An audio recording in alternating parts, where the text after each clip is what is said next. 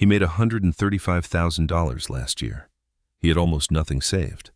At 29, he finally looked at the real number, and what he did next changed everything. The number that stopped him wasn't $300. It was the silence around it. He'd been sitting at that kitchen table for 20 minutes, maybe 30, watching the cursor blink on his personal savings balance like it might change if he waited long enough. Outside, the city was doing what cities do at 11 p.m. Still alive, indifferent. Inside, the only light was the blue-white wash of the laptop screen, and the only sound was the refrigerator cycling on and off. He'd filed taxes 3 months earlier, showing $135,000 in income. That number had felt like a rival. This one, $300, felt like a question he didn't know how to answer yet. To understand what that night meant, you have to understand what the year looked like on paper.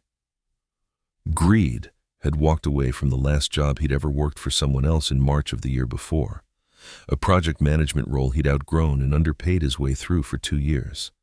He'd launched the business with a laptop, one client, and roughly $4,000 he'd scraped together. And then, something rare happened. It worked. By December, he'd billed $135,000, legitimate, documented, taxable income. He was 29 years old, and technically, measurably, he had broken through.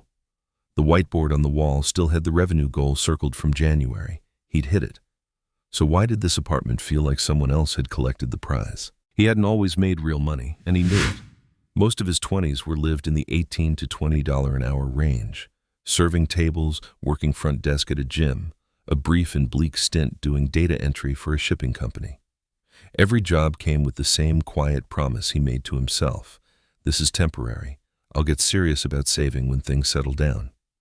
The problem was, things never settled down. They just changed shape. A new city meant new expenses. A better job meant a slightly better lifestyle. Later was always arriving, just never quite landing. He'd been patient with the wrong thing, patient with the delay instead of the discipline. When the business launched, every dollar it made went straight back in. And at first, that was the right call.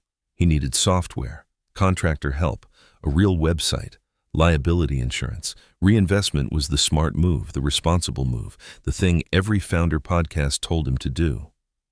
But somewhere in that first year, the reinvestment logic quietly became something else. It became the reason he didn't have to think about his own financial situation.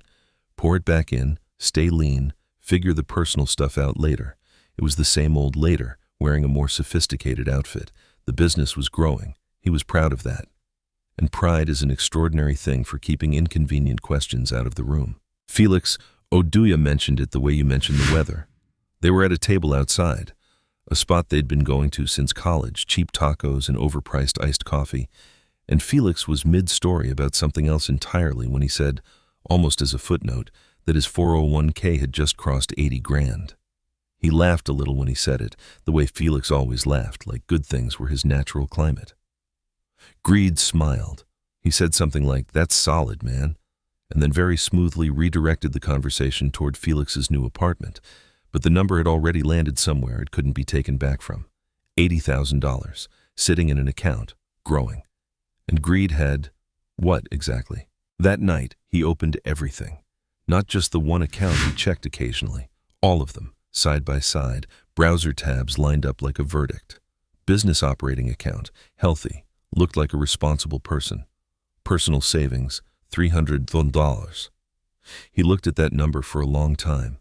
Then he opened the tab he'd been avoiding for months, the retirement account he'd set up in a burst of optimism 2 years earlier, and then never funded. The balance was zero, not low, not disappointing. Zero. He sat there in the quiet and thought about the $135,000 he'd earned in 12 months, and he tried to account for where it had gone, and the accounting kept getting away from him. The refrigerator cycled on. He didn't move. The feeling wasn't panic exactly. Panic has a kind of energy to it, so you can run from panic, fix it, throw action at it. This was something lower and slower. It was the specific shame of knowing you had the raw material and still arrived at nothing. He wasn't broke. He'd never missed a bill. He just had no proof that the year had happened. Nothing in an account somewhere quietly building toward a future version of himself. He kept thinking about the word net worth and how it felt like a judgment he hadn't shown up to. 29, 6 figures on a tax return, and the honest answer to, "What do you have saved?" was a number you could spend on groceries. That was the thing he couldn't say out loud yet, even to himself. He called his mother that Sunday. Vera picked up on the second ring the way she always did, like she'd been waiting, and her first question was the same one it always was. "How's the business going?" He said, "Great." The word came out clean, same tone, same confidence, and she made the warm sound she always made, the one that meant she was proud even though she didn't fully understand what he did. They talked for 20 minutes. He told her about a new client, a project that was going well, a piece of software he was excited about. All of it true, none of it the real conversation. He hung up and stood at the window for a while, watching the light change on the street below, feeling the distance between great and whatever the actual answer was. Vera didn't know she'd said the thing that mattered most. She mentioned, almost in passing, the way she always talked about hard things, like they were just the weather. That she wished someone had sat her down early and shown her how money actually worked. She'd worked 30 years, she said, good work, steady work. And she'd retired on Social Security alone because there was never a system, never anyone who explained compounding or accounts or what to do with the small amount left over at the end of each month. She didn't say it like a complaint. That was the thing. She said it like a fact. And Greed stood at that window after they hung up and felt something settle in his chest that no spreadsheet had ever come close to touching. He found Priya Nair through a thread in a small business owners forum. Someone had asked, without much detail, how to stop being bad with money when the money finally got real. Priya's name came up twice in the responses, both times with fee only and no nonsense in the same sentence. Her website was almost aggressively plain. No testimonials with yacht backgrounds, no headline about 7 figures, just a photograph of a desk and a short paragraph about what she did and what it cost. He booked the appointment on a Tuesday evening. He almost canceled on Wednesday. Almost canceled again on Friday. Something kept him from clicking the button. Not confidence, not even hope exactly, just the memory of that zero. Zeros are hard to argue with. Priya's office was not what he'd built in his head on the drive over. He'd been imagining something that would make him feel judged, mahogany, framed credentials, the kind of room that charges you for the chair. Instead, it was small and clean, a potted plant on the windowsill, frosted glass letting in afternoon light, a single desk with a leather portfolio open on it and a pen laid beside it at a precise angle. She stood to shake his hand, reading glasses on the gold chain around her neck, the kind of handshake that says, "I've done this 1,000 times, and I'm not afraid of anything you're about to tell me." She asked him to sit down and said, "Bring me every number, nothing's going to surprise me." He didn't believe her, but he opened the folder he'd brought. He laid it all out. Business revenue, personal draw, what he paid himself, what he spent, the subscriptions, the dinners, the equipment he'd expensed, the contractor costs, the credit card that floated a little higher than he liked to admit. Priya wrote steadily, didn't react, didn't wince. When he finished talking, the room was quiet for a moment, and she tapped the end of her pen once against the portfolio. Not dramatically, just the sound of something clicking into place. She said, "You've been saving whatever's left over after everything else." He said yes. She drew a simple arrow diagram in the margin of her notes, income flowing out to expenses first, savings sitting at the end of the line, and tapped the small empty circle at the tail of the arrow. "That circle," she said, "is almost always empty, and yours has been empty for exactly as long as you've been doing it this way." She didn't dress it up. Priya slid the notepad across her desk and tapped it once with her pen. "You've been treating savings like a tip," she said. "Whatever's left after everything else." Greed wanted to push back, to explain that reinvesting in the business was a legitimate strategy, that his situation was different.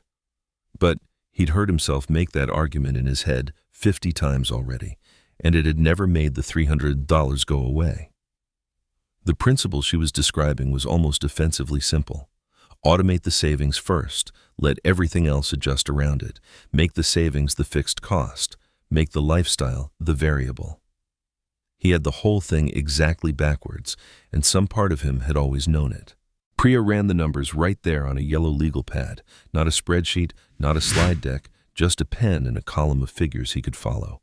After taxes, after the business overhead she'd pulled from him line by line, after rent, groceries, gas.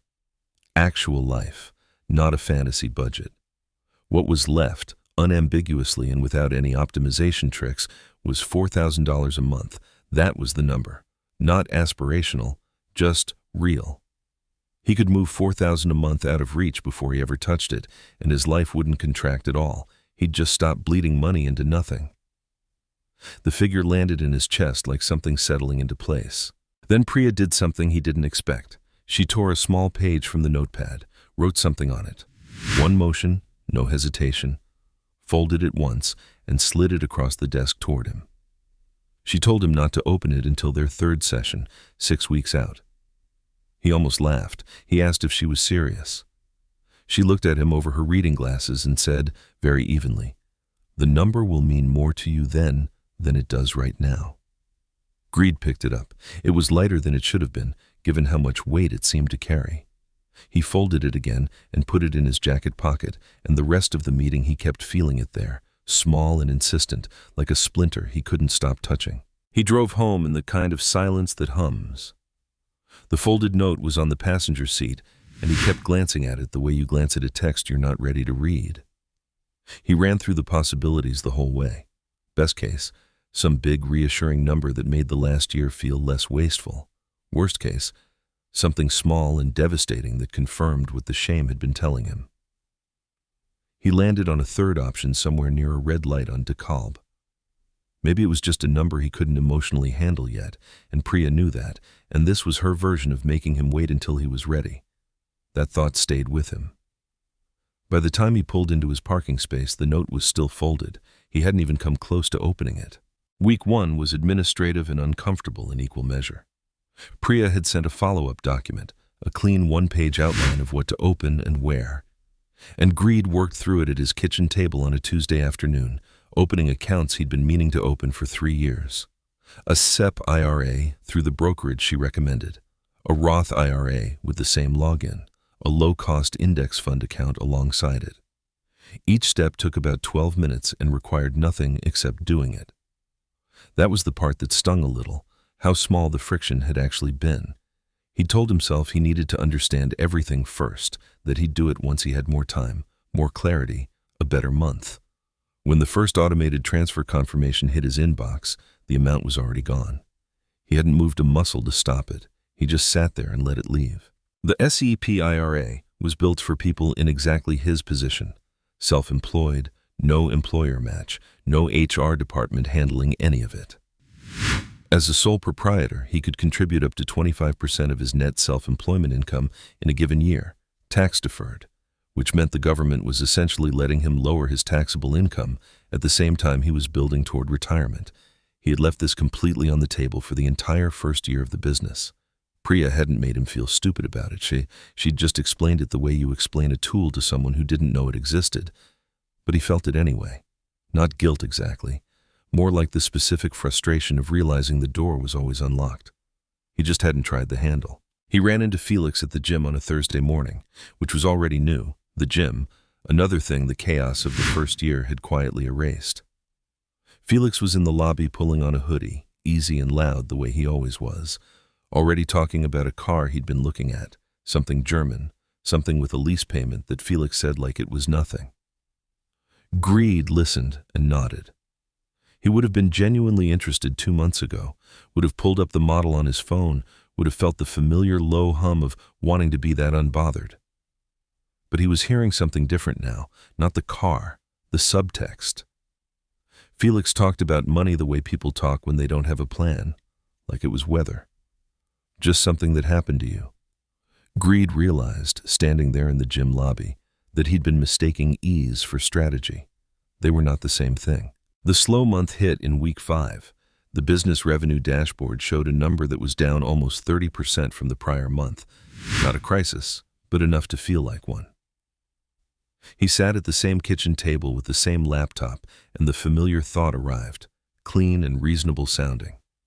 Pause the contribution just this month, let the cash sit. Restart when things pick back up. He'd already opened his phone before he caught himself. The thought didn't feel like avoidance. It never does. It felt like prudence. It felt like the responsible adult thing, adjusting for circumstances, managing the situation. He sat with it for a long moment. Then he scrolled past his banking app and found Priya's number instead. Priya picked up on the second ring. He explained the revenue dip. She listened without interrupting, and when he finished, she asked one question. How much do you actually need to cover this month's obligations? He did the math out loud. The answer was less than he had. The $4,000 transfer would sting, but it wouldn't break anything. He'd just feel it, and feeling it wasn't a financial emergency. She said something then that he wrote down and underlined. The month you pause is never just that month. One pause becomes a permission structure. Next month, there's another reason, equally good. Then the habit isn't a habit anymore. It's just a thing you meant to restart. He didn't pause the transfer. When the confirmation came through that night, he stared at it for a long time. Then he closed the laptop. What Priya had been quietly building toward across every conversation was this. A late start at 29, with a horizon of 20-plus years, is not the disadvantage it feels like in the moment of panic. The panic is a liar. It says you missed the window, that the people who started at 22 have too much of a lead, that catching up means taking on more risk or working harder or finding some shortcut that actually works. None of that is true. The compounding curve at 29 still has its steepest section ahead. The back half of a 20-year compounding run does more work than the first half, significantly more. The worst move available, she kept saying, wasn't starting late. It was using the lateness as a reason to wait another year. Another year was the real cost. Here's what the math actually looks like, stripped of every abstraction. $4,000 a month, moved automatically before it can be spent, invested in low-cost index funds at a conservative long-run average return. The kind of average that is held across decades and downturns and corrections and years that felt like the world was ending. In the first few years, the growth feels almost insultingly slow. You are mostly watching your own contributions stack up, the returns modest enough that you could convince yourself the whole thing isn't working. But the curve is not linear. It bends. Around the middle of the runway, it starts to accelerate because now the returns are generating their own returns, and those are generating theirs. By the back half of a 20-year horizon, the money you put in yourself is a fraction of what the account holds.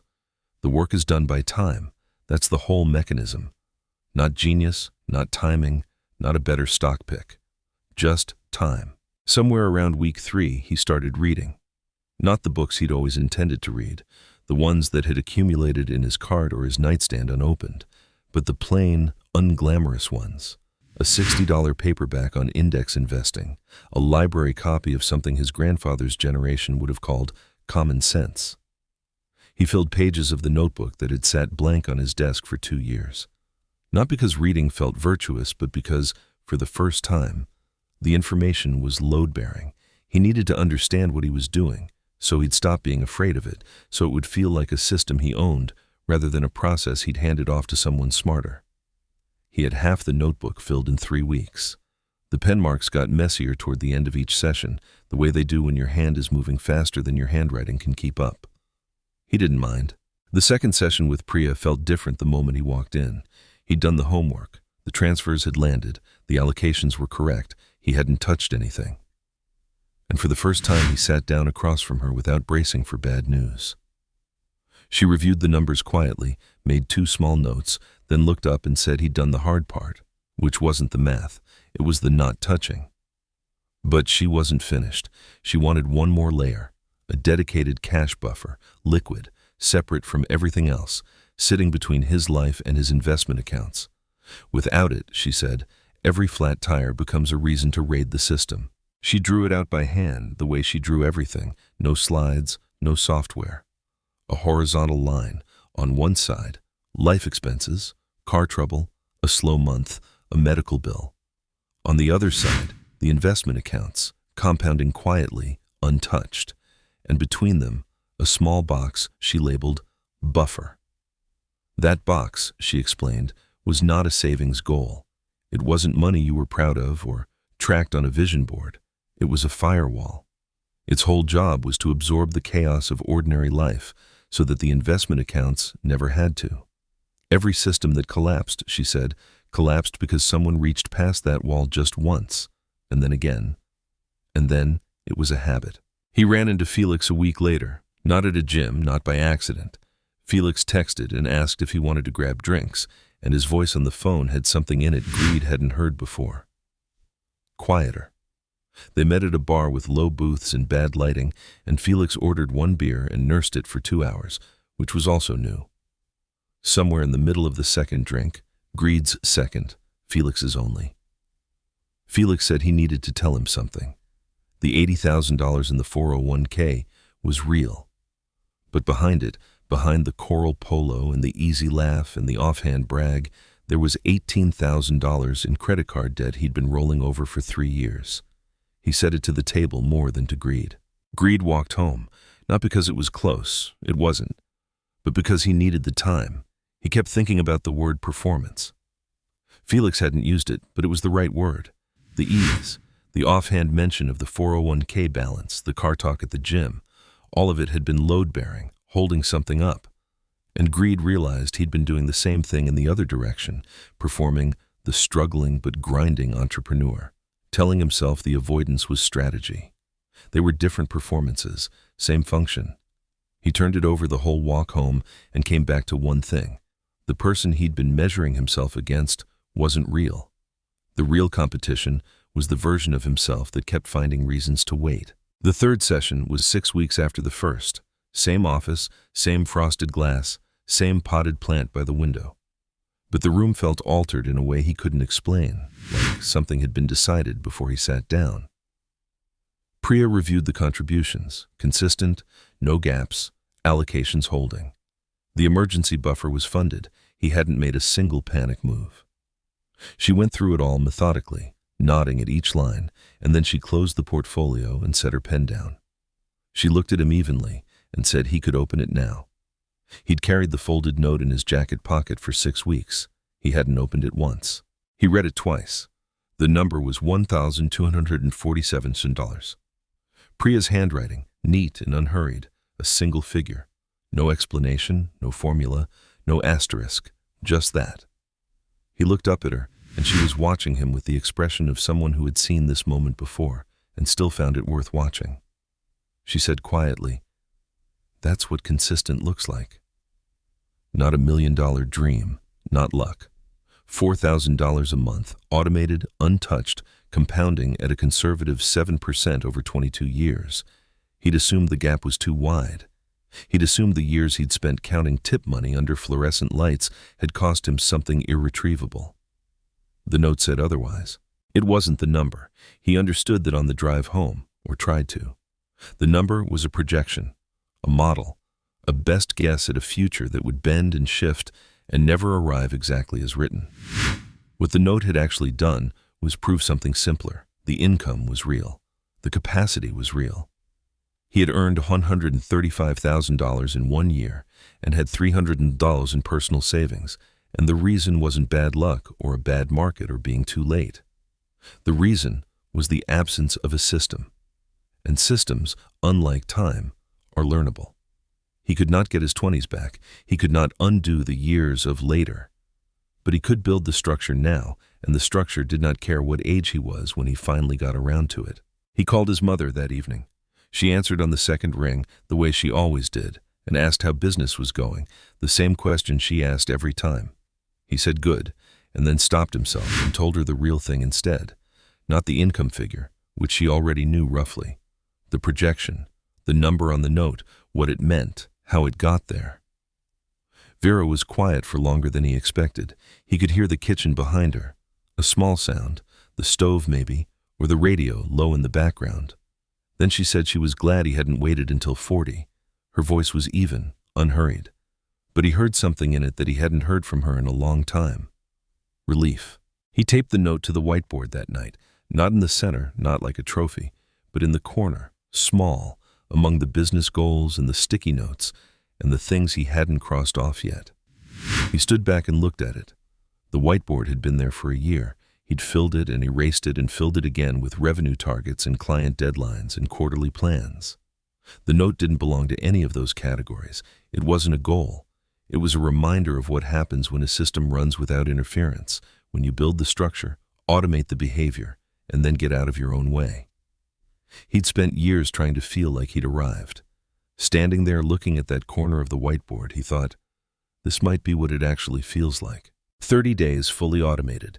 The transfers landed on schedule. The SEP-IRA, the Roth, the index fund allocation, without him logging in, without him deciding, without him finding a reason to delay it one more month. The emergency buffer sat in a separate account he didn't touch. He still checked his business revenue dashboard. He still watched the numbers. But the checking had changed texture. He wasn't looking for permission to be okay. The system was running. He described it to himself later as structured, not rich, not done, not arrived, just structured. And structured, he was starting to understand, was the closest thing to secure he'd ever felt, not the income, the architecture underneath it. Here's the thing about high income without a system. It doesn't protect you. Greed earned $135,000 and had $312 in personal savings, and that is not a spending problem. Or not only that, it is an architecture problem. The money moved through him instead of building beneath him. And the painful irony is that you can do this at $135,000 a year or at $45,000 a year. The mechanism is the same, the avoidance is the same, the I'll set it up properly next month is exactly the same. Income is raw material. It is not a plan. The people who retire with something real are not always the ones who earn the most. They are almost always the ones who built the system earliest, and then refused to dismantle it when things got uncomfortable. If any part of this story felt familiar, the income that looks right from the outside, the savings that don't match it, the plan you've been meaning to build, then you already know the hardest part isn't the math. The math is simple. What's hard is starting before you feel ready and trusting the structure to do the work you keep trying to do manually. The first lesson of Greed's Kingdom is free, and it's linked below. Not a course promising shortcuts, just a clear, plain look at how the compounding actually works, and what starting now, at whatever age you are, actually produces. It's waiting, no pressure, just the beginning of the math. He taped that folded note to his whiteboard and left it there. Would you have opened it early? Or waited?